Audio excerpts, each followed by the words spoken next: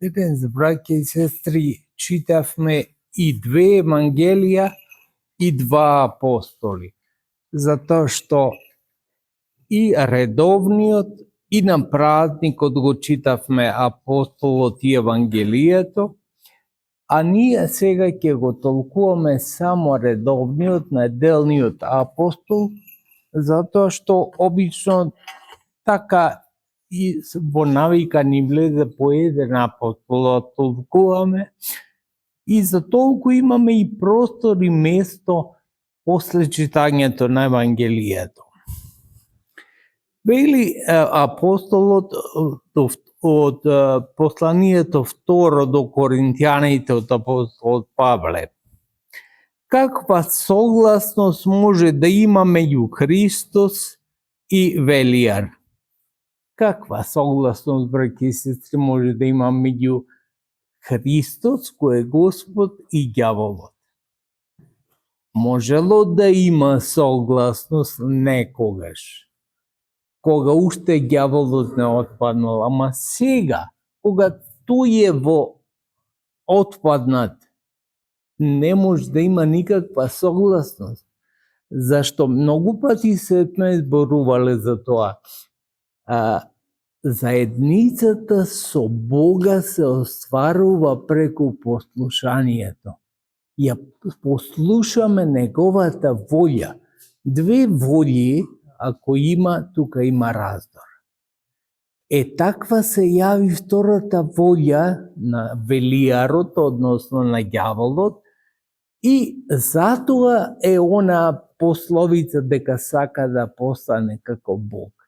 Затоа што една волја е доминантна, а тој не сакаше, ѓаволот, значи да ја испочитува таа една волја, туку и тој да биде своеволен. Ова го спомнувам, не сме ли ние слични на него, тогаш кога сакаме да исполниме својата волја, ако е спротивна на волјата на Бога? Не важи ли и тогаш да се сетиме на оваа реченица што ја читаме: каква согласност може да има меѓу Христос и Велијар? Никаква согласност. Така и меѓу нас и Бога ќе нема никаква согласност ако не исполнуваме неговата волја. Или што има заедничко меѓу верник и неверник? Ете, тоа е разликата која веќе изрековме. Верник ја почитува и ја исполнува волјата Божја. Неверник си ја исполнува својата волја. Зашто човекот, браќи и сестри, е обдарен со своеволие. Сака да направи како што си размислува. Често пати во семејството имаме судири токму заради тоа што еден има една волја, друг има друга волја. Ама затоа црквата не учи дека волјата Божја е примарна. И кога ќе се научи еден и друг и трет во семејството да исполнува волјата Божја, лесно ќе се согласиме во волјите, затоа што ќе имаме едномислие на волјите.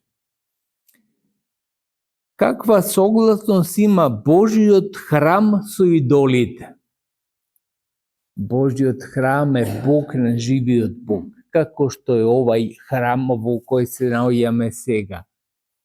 А Богот или идолите се лажни богови, и храмот на идолите е храм на лажните богови. Затоа што комунистите едно има, можеби во право, што велеа дека човек има способност да го измисли Бога. Ете така, од потребата своја, човекот ги измисли идолите, му потребува богови.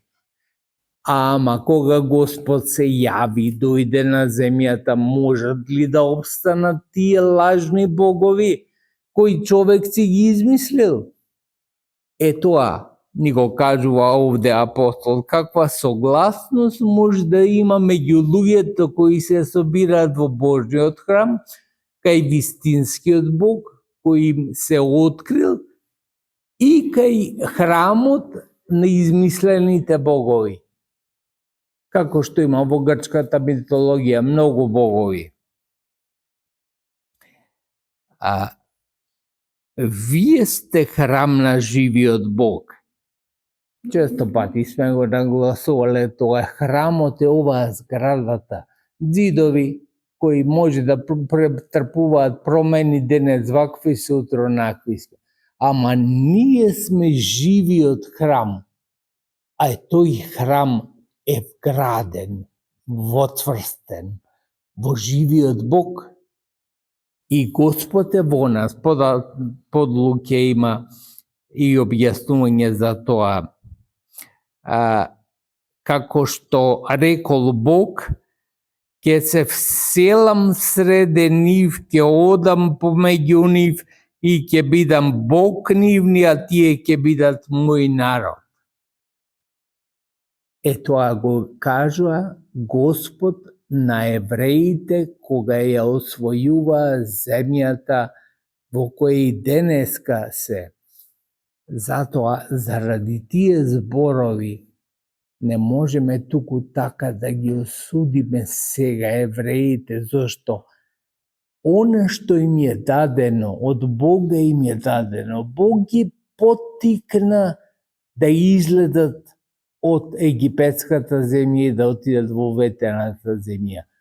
Ветена земја, викаме дека тие поветување тргна од Господ, има доверба во Бога, како што ние треба да имаме доверба во Царството Божјо.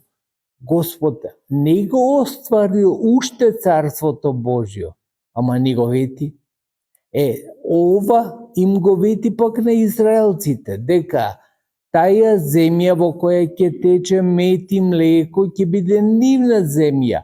И со сите маки кои ги претрпија 40 години во пустина да одат од Египет пешки, со многу искушенија, до оваа ветена земја. Ама Господ им рече, јас ќе бидам посреде вас. Со вас ќе бидам, значи. И додека патувате, и откако ќе ви заврши патот, и откако ги се вселите во земјата ветена, Бог ќе биде со нив. И тие ќе бидат негов народ. Затоа излезете од нивната средина и одделете се, вели Господ. Зашто има потреба да ги оддели? И сега ги оддели израелците, толку векови можда после ова кажајното. Затоа што Израелот не треба да забораваме дека е избран народ. А Господ не избира, ајде за 5 минути или 5 години или 500 години, туку избира за вечност. Секоја постапка Божија е за вечност. Ништо не е така времено во Бога, туку е за вечност. Ако го избрал еднаш израелскиот народ, тој е избран за секогаш. Тој е избран народ. Може да не ни се допаја, прво мене не ми се допаја што гина таму луѓе кои може би се уште имаат шанси за покаяние во животот, тоа се децата.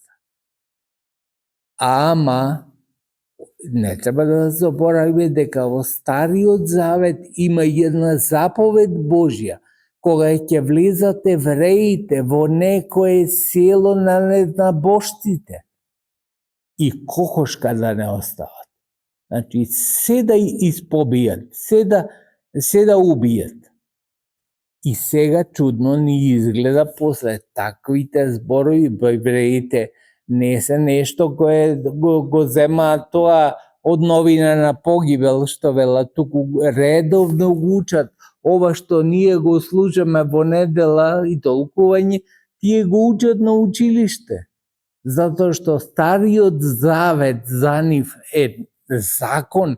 Многу од законите денешни во еврејската држава се налик на они од Стариот Завет.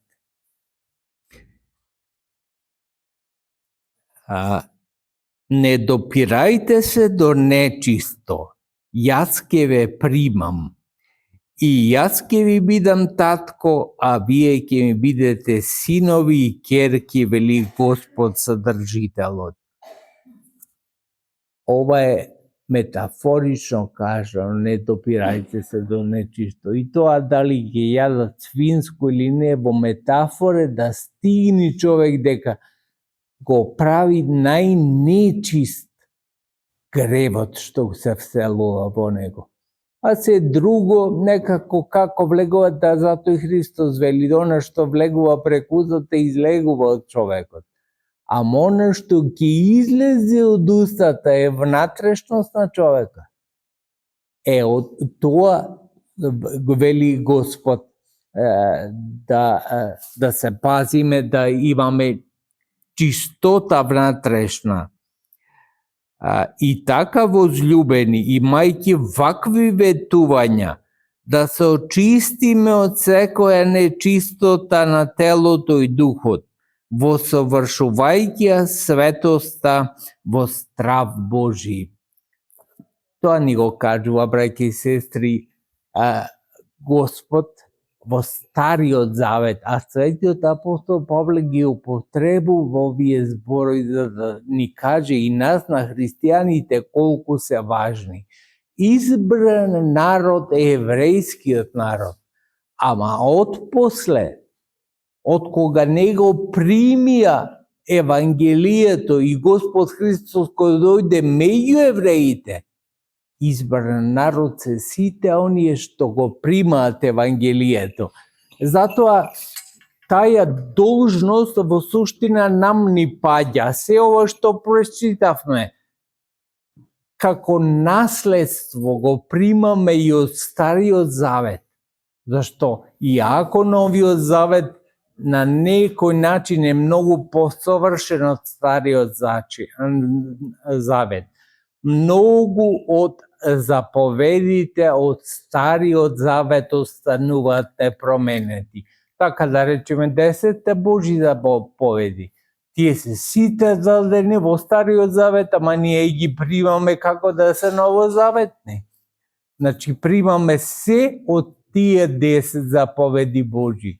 И примаме и овие, гледате, поуки кои ни ги дава апостолот во Новиот Завет, а тие се од Стариот Завет. Така што ние сме поврзани со Господа и преку Стариот Завет, не само преку Новиот Завет. Новиот Завет е многу посовршен од Стариот, ама не може сите области од животот да ги опфати Новиот Завет. Затоа го примаме и Стариот Завет по што не се изјаснил Новиот Завет.